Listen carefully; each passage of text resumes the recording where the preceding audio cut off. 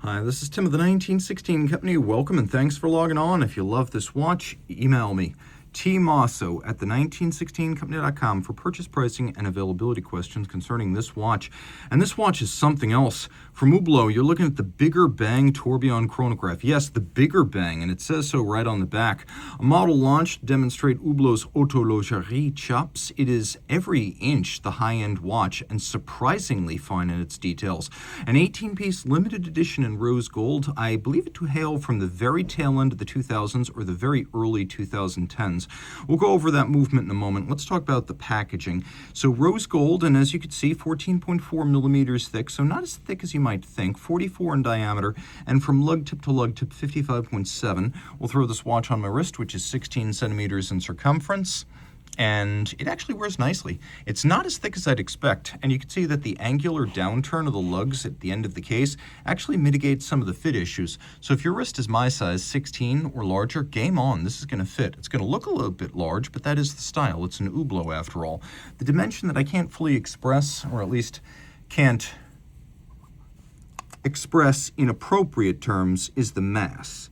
That is something that must be seen. Now for a strap watch, that is a hell of a lot. So that is 174.83 grams. That is a ton of heft for a strap watch. Taking a look at the strap, the original Hublot product was actually Hublot, because back in 1980, the company was called MDM Genève, and Hublot, or porthole, was the very first product. Audaciously combining a gold case with a rubber strap, it was controversial in its day, but became hugely influential, and in the end, everyone from Vacheron to A Lange und Söhne, Audemars Piguet, and Patek Philippe would eventually combine gold with rubber straps. And so here we have a rubber strap on gold. This is a lovely rose gold. The strap is an Hublot factory piece. It's on a buckle that emphasizes Hublot's then hard-hitting focus on its Genevan roots, and ultimately they would move to Nyon, which is part of the Geneva metropolitan area, but actually part of the canton of Vaud. So Hublot Genève, a little sign of the times. That's not something they push too hard these days. Twin trigger release. Of course, we have twin triggers, so you have to press them both for this to open up. It's not a friction fit system. It gives you a measure of protection against accidental deployment. We have both polish and satin.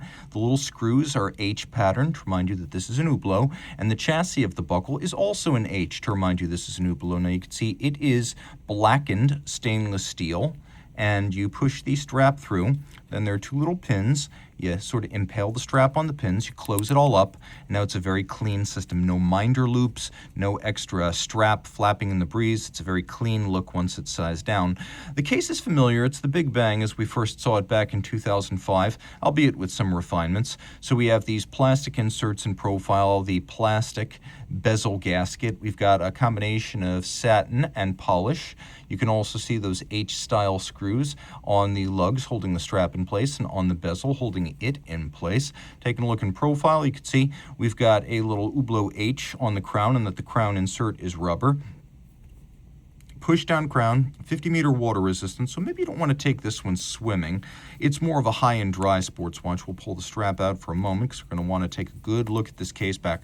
There is luminescence on the dial. We'll take a look at it now. In fact, we're going to do that now. Maybe I will move the hands so you can better see both of them.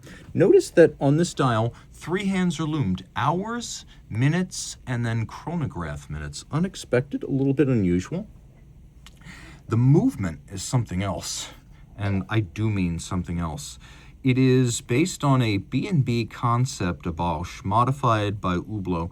The decoration is relentlessly haute de gamme, and we're going to see that in a moment. Fascinating thing about this movement made by B&B concept, also used by Acrivia in the AK-01, Recep Recep's first watch under his own brand. And I would say he knows what he's doing. He was a worker at B&B before moving to Acrivia. Long before he was putting his own name on the watch, he was using B&B movements in his first products. This movement was used by Hublot, it was used by Acrivia, it was used by Bill and Ross, it was used by Frank Villa. It is a very famous movement that was around in the late 2000s, and if you wanted to be really serious, you'd call up B&B Concept and get this Tourbillon chronograph. Now, not all versions of it are a Tourbillon with flying tourbillon and chronographs. You can see this version for Hublot features a unique tourbillon carriage, distinctive decoration, and of course it is a flying tourbillon with no upper bridge to block your view. A little note about B&B Concept. Two of the founders went on to create La Fabrique du Temps, which is now Louis Vuitton fine watchmaking. And what was left of B&B Concept when it went bankrupt in 2010 was purchased by Hublot and in-housed in order to ensure that it would continue to have access to absolute top-of-the-market decoration and movement engineering. So if you're familiar with the trickle of Hublot MP pieces these days, and you wonder where these crazy LaFerrari-style movements are coming from, it is the Masterpiece division inside of Hublot, which was once B&B Concept, that built this movement. So a few notes about this. We've got the column wheel visible on the dial side, the lateral clutch visible right there. Column wheel feels excellent, by the way.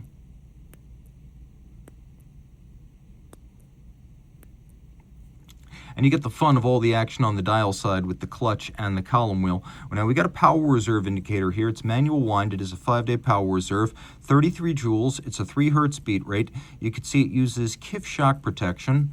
And taking a quick look at the balance itself, I don't know how well you can see this, but it's non-annular.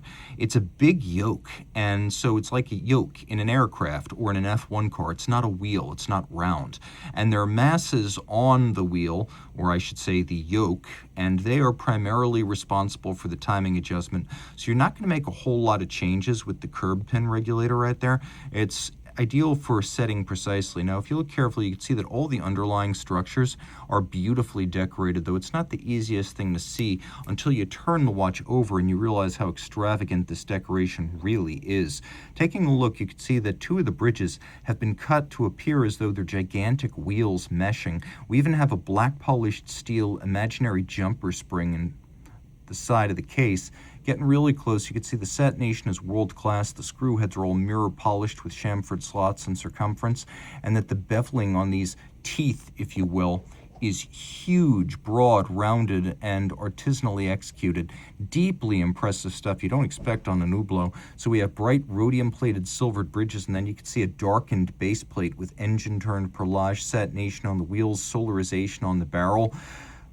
33 joules, full adjusted. What do we mean by full adjusted? Well, we mean that it's at least 5 positions. You can see that beveling, it's something else. So 5 positions would be chronometer standard. It's also what you'll find on Vacheron and Longa. 6 is exhaustive. That's every tested or testable position. So this is either 5 or 6. Both are quite good. Hublot Big Bang indeed. And then we go back to the dial side and we'll get a very close look at the tourbillon cage with its KIF shock protection and its anthracite cage structure with satin and bevel. This is a deeply beautiful watch that's constructed to a standard. Quite frankly, I would compare favorably to Audemars Piguet Renoir Papy. B&B Concept was no joke back in the 2000s, and its products were and remain formidable. And again, a 5-day power reserve with chronograph and a flying tourbillon. Who would have thought? Hublot, well done. If you love this watch, reach out to Team Mosso at the 1916company.com for purchase and pricing details.